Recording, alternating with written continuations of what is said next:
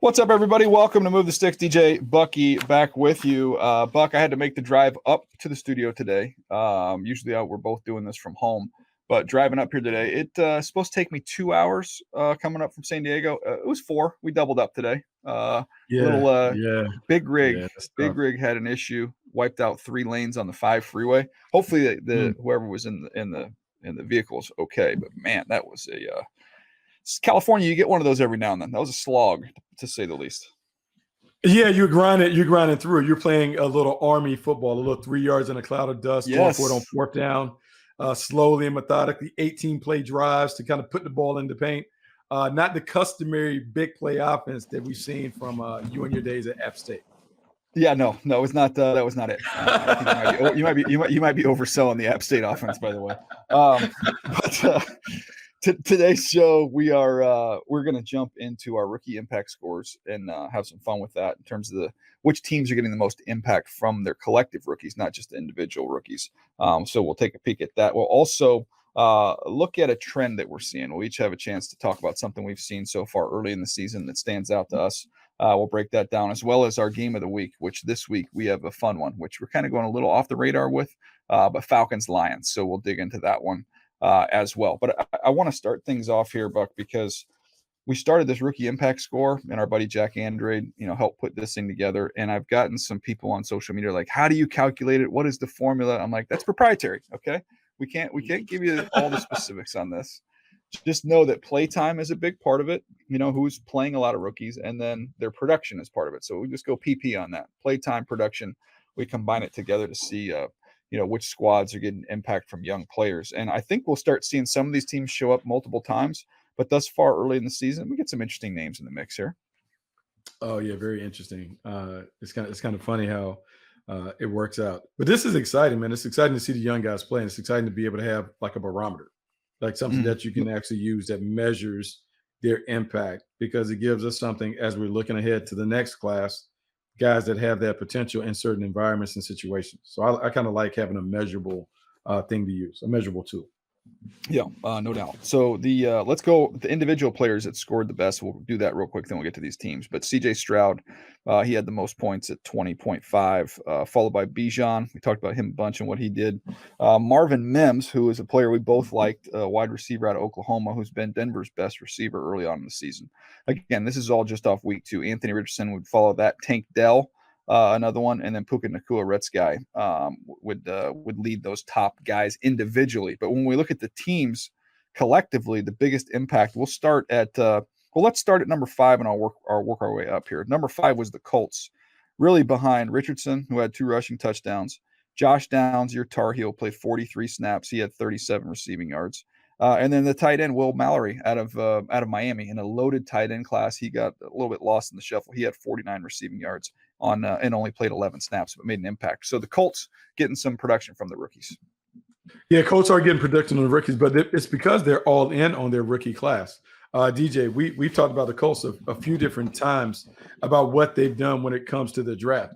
This is a team that is really going all in on what we call those explosive athletic attributes. They've gotten all the freaks in the last couple drafts, and we saw them on display. We talked about Anthony Richardson, we talked about Josh Downs, some of the other players that they've drafted. These guys had explosive athletic traits, and they're putting it on their coaches to take these traits and kind of make it translate into performance. And the only way that you can do it is like, yes, on the practice field, you have to work on the techniques and those things, but you have to give them an opportunity in games. The Colts are giving their young guys opportunity to make plays in games and to begin to get a little payoff out of that. They're 1-1, but we've seen these young guys make contributions immediately. All right, I want to run this theory by you, see what you think, because we always talk about building around young quarterbacks and the best way you can do that. And we've talked about, I remember with Tua, we had talked about building a track team, early on when he first got there. And that was before Tyreek Hill got there. They did exactly that. They built a track team around him. It was what he had at Alabama. They recreated it in Miami. So I think every formula is a little different. To me, with Anthony Richardson, I'm just like, I would focus, if you're the GM, if you're Chris Ballard, I might even have it up on my whiteboard. It might just say easy completions. And I want to collect players that are going to give him easy completions. What do we mean by that? We mean guys that can really separate quick underneath, uncover, and make easy throws, easy completions. As he develops more as a thrower, that won't be as required. You can, the degree of difficulty can increase. But I think early on, having tight ends, slot receivers, middle of the field can uncover and separate. I think that's a big part of whether or not Anthony Richardson is going to be successful. Yeah, no, it's a big part on how he can be successful. And what I'm seeing and what we're talking about is when you really go with the quarterback, you want to build around him. We talked about maybe viewing this as a baseball team, right? So in baseball teams, like a lot of times you want to build your team to match your stadium.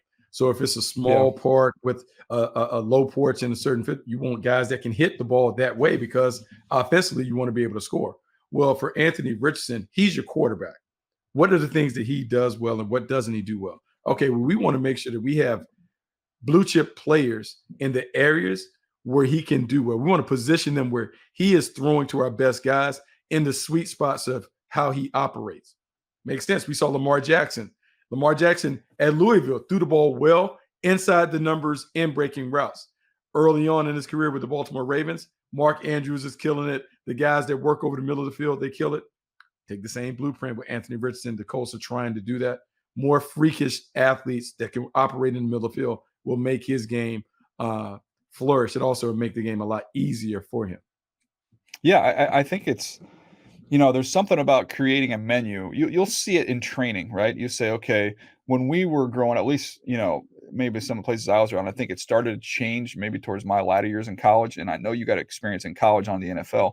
But don't you remember when it was like, okay, the workout got posted on the wall and it wasn't for you individually. It was either for the whole team or maybe it narrowed down to by position, like, okay, all the wideouts are doing this lift or whatever. But now it's so individually tailored in terms of the training of, hey, you know what, this guy's a little stiff. So we're going to be a little bit more on the stretching, a little bit less on this. To me, I think of if you had like an audio board, like we all have the same audio board, with our body, but they might turn one down a little bit, might turn one up a little bit. Like, okay, it's different for each individual player. So training has been individualized. I think to me, when you're building a team around the quarterback, you have to have a keen understanding of, okay, for this quarterback, we need, X, Y, and Z. Maybe not so much, M, N, O, P, but we've got to cater it to them. I think that's something that I don't think everybody does that. It's like, well, we're going to build around a generic quarterback. No. You're building around a specific quarterback with specific needs. I really don't understand that because DJ, it's one of the things that's as old as time. It's about players more so than plays. I mean, even old school coaches talk about it. Andy Reid is an old school coach. Andy Reid has done that with Pat Mahomes. The way the Chiefs offense looks with Pat Mahomes is different than it looked for Alex Smith, which is different than the way the Philadelphia offense looked with Donovan McNabb and Michael Vick and those things. The greatest coaches take what their players can do. They look at it, they assess it, and then they adapt their offense to fit those skill sets. It's a marriage where they have to be on the same page. But to me, it's hard to accomplish, but from a theoretical standpoint, the theory should be simple in terms of this is what he does well. We want to put players in a position where he can do what he does well without having to develop some of those other areas that we want him to. Yeah, the weaknesses he has to work on, but man, you want to play to a guy's strengths. No question. All right, team 4 on the list would be the Rams. Puka Nacua, a big part of that with the 15 catches for 147 yards. Byron Young's been a good player for them, edge rusher. He's got 59 snaps. He had 5 tackles, 2 quarterback hits. And then another one who's been a home run early on is Steve Avila, who's playing guard for them, the rookie out of TCU.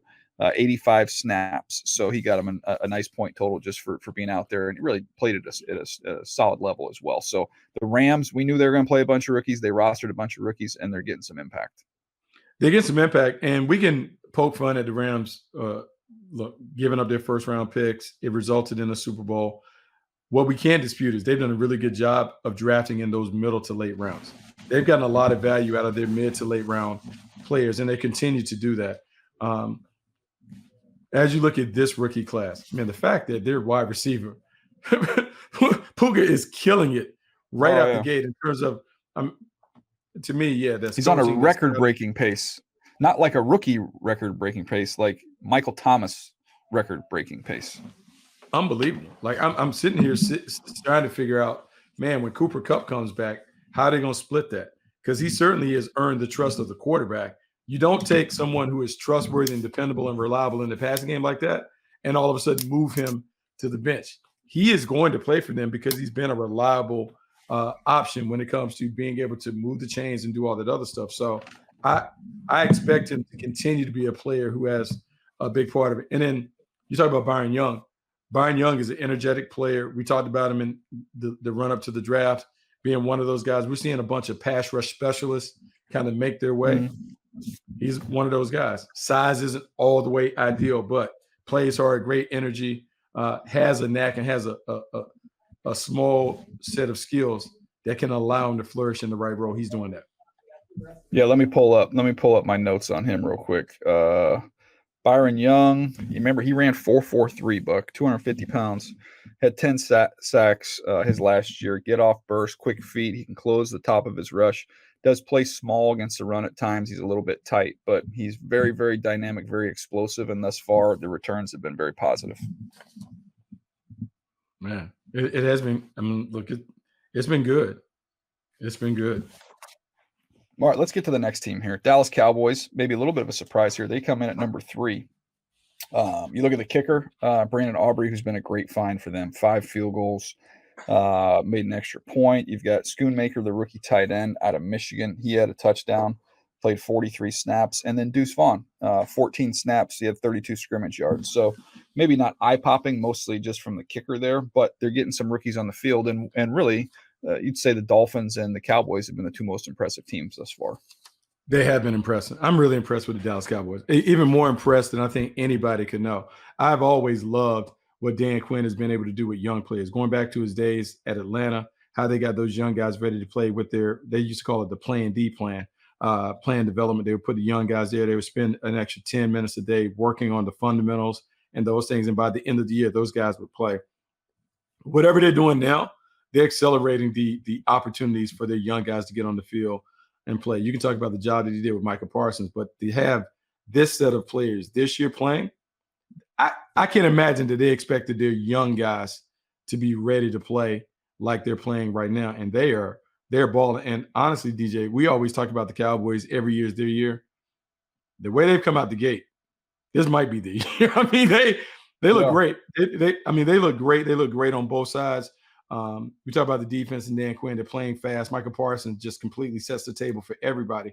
Offensively, Mike McCarthy has found a way to simplify the offense with enough stuff that works for Dak while also getting everybody involved and then just managing the overall game. This team is good. They're good because they not only have good veteran players, but the young guys have jumped in and embraced the roles they've been given. No doubt.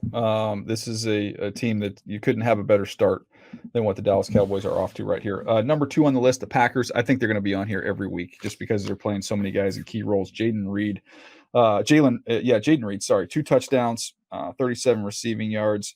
Dontavian Wicks, another rookie. He had 40 receiving yards and a touchdown. You look at Anders Carlson, kicker, made a field goal, 3 extra points, and then Musgrave, the tight end, who I still feel like is on the verge of a big game. He had 25 receiving yards, played 55 snaps. So the Packers, number 2 on the list.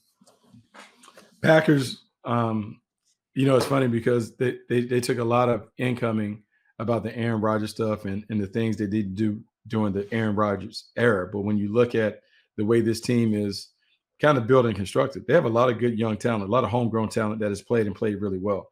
Defensively, DJ, they have 8 first-round picks that can be in the rotation.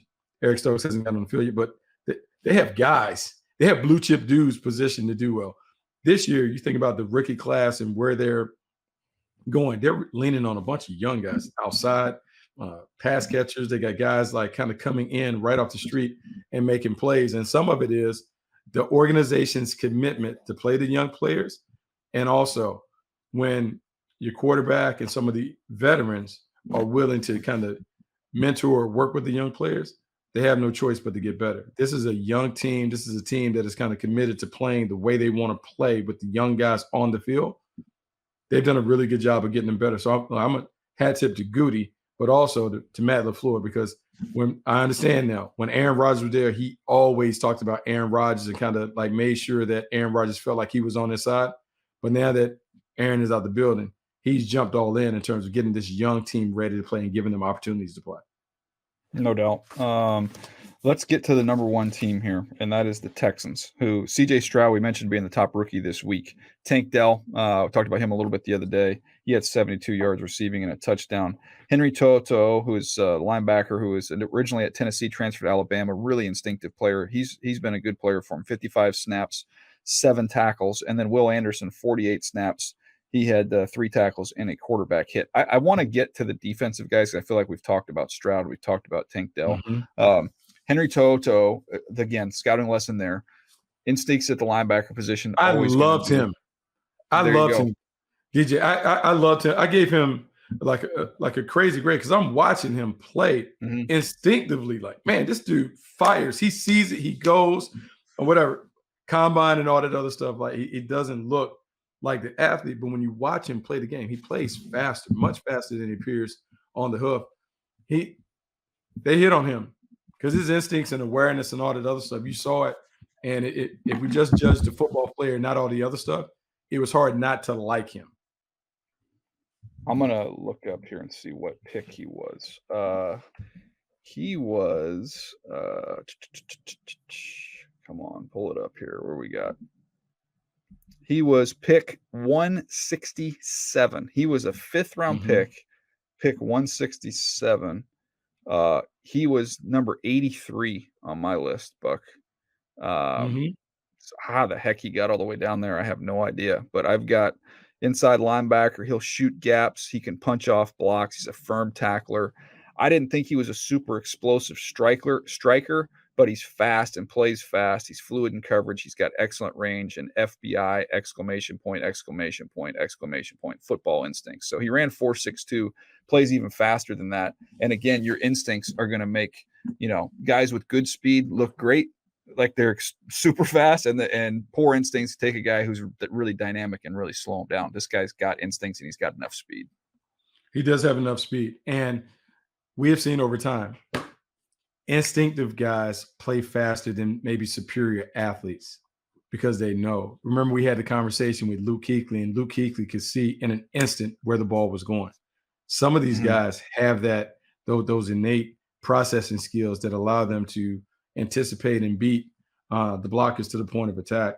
It is a lesson to be learned at linebacker and those things. Like, man, instincts, I won't say instincts over everything, but man, they certainly can build you up and boost you a little bit. I want to ask you this last question here, and then we'll move on. Will Anderson, Houston had the decision to make. The top defender in the class, the debate that raged for most of the spring. Will Anderson, polished, track record, versus Tyree Wilson, who traits off the charts, kind of popped on the scene a little bit late, and size, length, all that stuff. On the heels of the previous year, Aiden Hutchinson, tons of production. Trayvon Walker, the upside, the traits, the length. So the year before, Trayvon Walker leapfrogs Aiden Hutchinson. Aiden Hutchinson has an unbelievable rookie year. Trayvon Walker still trying to find his footing, solid player. But you would say early on, Hutchinson's been the clear better player. Do you think that had an impact on the decision that Houston made to go Will Anderson over Tyree Wilson, which, again, looks like taking the proven commodity, just 2 weeks, but thus far looks like it was the right move? I think so. And DJ, I think if we go back in general, that's kind of the way that it goes. Like the polished product, the player who has experience and production can't really go wrong with it. The reason why I say that is because I feel like you know exactly what you're getting when you do that. When you go and get double. It's a double. Yeah, you go and get the experienced player. You've seen him do it on tape in multiple years.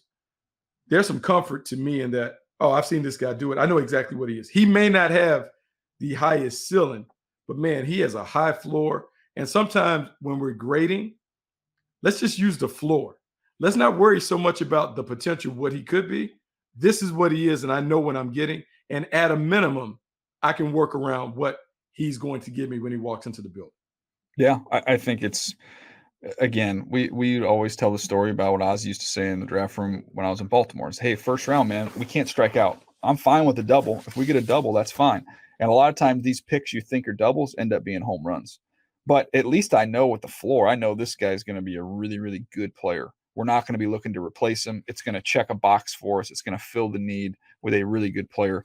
We'll swing for the fences. Look, I can be persuaded in the second round to swing for the fences. I probably prefer even to wait till the third round. I'd like to have two kind of done, two in the can that I feel great about, and then we can get a little aggressive and try and be bold. And man, doing that in the first round, especially we're talking about, top 5 type picks, top 10 type picks. I think I'd just rather have the sure thing, man. Always. I'm always opting for the sure thing. I'm always opting for what I know to be true.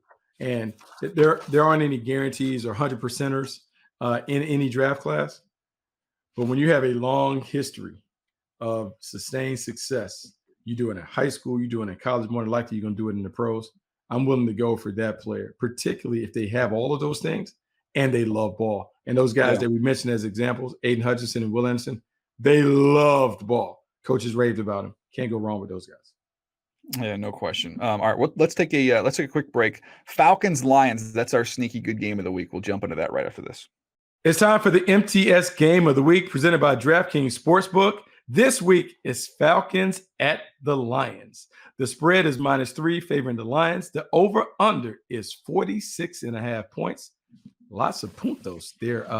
DJ, what are your initial thoughts? What are your initial thoughts on that one? Well, it's weird. I don't know if I was reading some stuff. I don't know if you saw it, but Dan Campbell, the Lions, talking about the angst of their fans, they were so optimistic before the season started. They beat the Chiefs week 1. Then they come back and they lose a tough one against the Seattle Seahawks in a very competitive game. And it's is the sky falling? Should we be nervous here? You think about the expectation of this being a really close game against the Atlanta Falcons. I think rightfully so with what the Falcons have shown. They're better. They're a little bit better on defense. You look at the weapons they have with Bijan Robinson. You saw Drake London get going a little bit last week.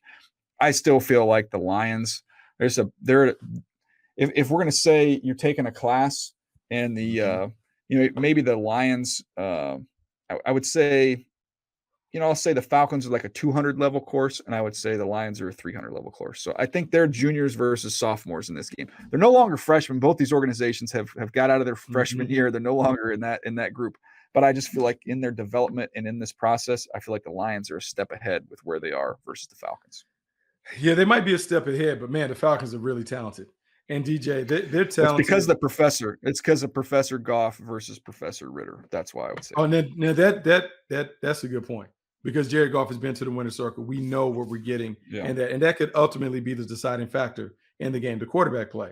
Jared Goff has played out of his mind. He's played really well for the Detroit Lions since coming over. He and Ben Johnson have a nice synergy. It's funny when I look at their weapons are solid plus. I would say maybe the Falcons have more explosive guys that are potentially on the perimeter, but they're solid. Amon-Ra St. Brown, really good. They've done a really good job. I like how Sam Laporte has kind of jumped in to the mix. Josh Reynolds gives them something. They still haven't figured out how to unlock Jahmyr Gibbs, but they're good. The Falcons are a different story because their running game sets up everything. And through 2 weeks, it's been the running game and those things. They haven't even really cracked the code on what they could do with Kyle Pitts and Drake London and those things. And maybe some of that is due to the quarterback. Whenever they figured that part out, an explosive passing game to go with this punishing running attack, they're a nightmare to defend because it forces defensive coordinators to get all out of their theories and principles and philosophies because, hey, this league is now about stopping the pass and allowing people to run. The Falcons have shown, we'll run it all day. They ran for 200 yards on the Packers, and they ran while they were trying to come back. To me, that's a next level commitment. If they're able to add a complementary passing game to go with what they're able to do on the ground, man, this team is a scary one. Yeah, the last thing I'll say on this one is I think that there's a lot of individual talent offensively with these two teams, but I feel like the defenses actually match up okay. So it might not be the score. I don't think you'll see maybe as many points as are expected in this one.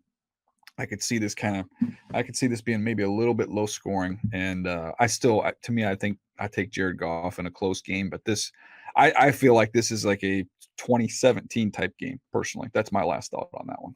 Yeah, it could be a really good game. And you talk about it in Detroit. they're gonna be going. I don't know if they're gonna wear the blue ski mask like they were supposed to last week on the Johnson. I think that might have backfired, but this is a good one. The main thing that I'm looking for, DJ, has nothing to do with which players and those things. Which team is able to impose their will when it comes to playing style?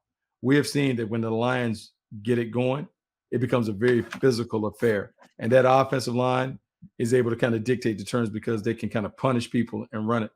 Can the Falcons up the ante when it comes to the physicality? To me, that is the way that it has to go if they're going to have a chance. That was the MTS Game of the Week presented by DraftKings Sportsbook. New customers can bet just $5 and get $200 in bonus bets instantly. Download the DraftKings Sportsbook app and use code MTS. That's code MTS only at DraftKings Sportsbook.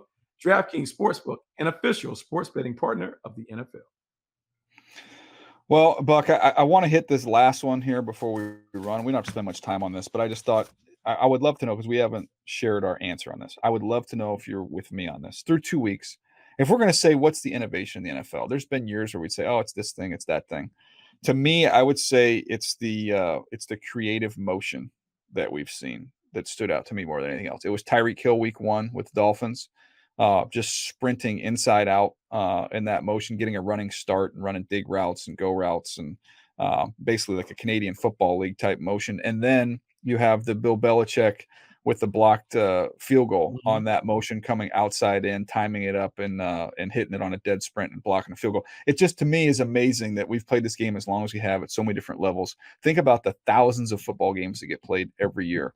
And then here we are, you're sitting there watching a game, you're like, I don't know that I've seen that before. Like that, there's still room for innovation, even as we are here today. Still room for innovation, and I just love it, man. I love seeing these things. The outside motion that the Miami Dolphins unveiled. Evidently, I guess the 49ers also have it. And once they hit the thing, the Niners used it the following week. But it's something that the creativity, years ago, when everyone was just going goo goo gaga over Sean McVay's offense, he did things that we hadn't seen. One of the things that he did, and I stole it and used it in high school, DJ, he ran regular traditional motion across the formation, would have the receiver get to the other side, pivot, and then they would run fly sweep action. Mm-hmm. And it was one of the things that you're like, oh my God, that's brilliant. Like, that's unbelievable to make him rock and roll, then come back the other way with the fly sweep action. Never seen it. Mm-hmm. I think a lot of these guys can use motions and shifts to their advantage and create opportunities for their best players. The way the Dolphins did it for Tyreek Hill, I mean, it is, I told somebody, it's like watching a 4x100 relay and Tyreek Hill is in the exchange zone. You're giving him a running start before he gets the baton.